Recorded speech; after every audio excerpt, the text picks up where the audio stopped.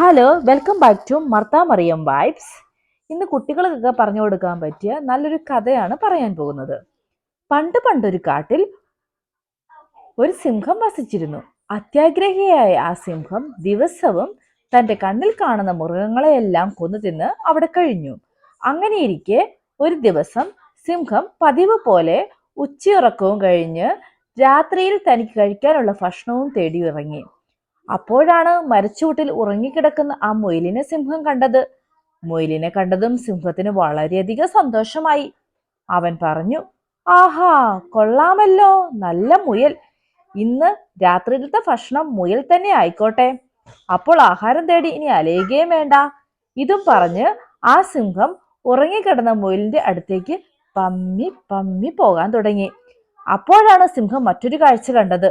കുറച്ചകലെയായി അതാ തടിച്ചു കൊഴുത്ത ഒരു മാനിനെ കണ്ടതും സിംഹത്തിന്റെ വായിൽ വെള്ളമൂറി. അവൻ പറഞ്ഞു, ഒരു നിസ്സാരനായ മുയലിനെ കഴിക്കുന്നതിനേക്കാളും നല്ലത് രാത്രിയിൽ ഈ തടിച്ചു കൊഴുത്ത മാനിനെ തന്നെ കഴിക്കുന്നതാണ്. ഇതും പറഞ്ഞ് അവൻ മാനിന്റെ അടുത്തേക്ക് പാഞ്ഞു. സിംഹത്തിനെ കണ്ടതും മാൻ അതിവേഗം ഓടി. സിംഹമുണ്ടോ പിന്മാറുന്നു. അവൻ മാനിന്റെ പിന്നാലെ പാഞ്ഞു. സിംഹത്തിന്റെ കയ്യിൽ നിന്നും രക്ഷപ്പെടുന്നതിന് വേണ്ടി മാൻ ഉൾക്കാട്ടിലേക്ക് ഓടി മറഞ്ഞു. ഇനി മാനിന്റെ പുറകെ പോയിട്ട് കാര്യമില്ല എന്ന് മനസ്സിലാക്കിയ സിംഹം നിരാശയോടെ തിരിച്ചു നടന്നു. അപ്പോഴും മരച്ചൂട്ടിൽ ഉറങ്ങിക്കിടക്കുന്ന മുയലുണ്ടല്ലോ എന്ന ആശ്വാസമായിരുന്നു സിംഹത്തിന്. എന്നാൽ മുയൽ ഉറങ്ങിക്കിടന്ന മരച്ചൂട്ടിൽ വന്നു നോക്കിയ സിംഹം ഞെട്ടിപ്പോയി. മുയലിനെ എവിടെയെങ്കിലും കണ്ടില്ല. അതും അവിടെ നിന്ന് പോയി കഴിഞ്ഞിരുന്നു. മാത്രമല്ല, അപ്പോഴേക്കും സമയവും ഏറെ വൈകി. അത് കണ്ട സിംഹം പറഞ്ഞു, മുയലിനെ എനിക്ക് അനായാസം ആഹാരമാക്കാമായിരുന്നു. എന്നാൽ മാനിനെ കണ്ടപ്പോൾ ഞാൻ അത്യാഗ്രഹിയായി തീർന്നു. ഇപ്പോൾ കയ്യിൽ കിട്ടിയ മുയലുമില്ല, മാനുമില്ല.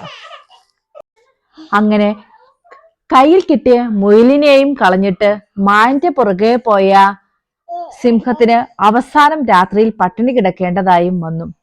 ഗുണപാഠം: അത്യാഗ്രഹം പലപ്പോഴും നമ്മുടെ കയ്യിലുള്ളത് കൂടി നഷ്ടപ്പെടുന്നതിന് കാരണമാകും.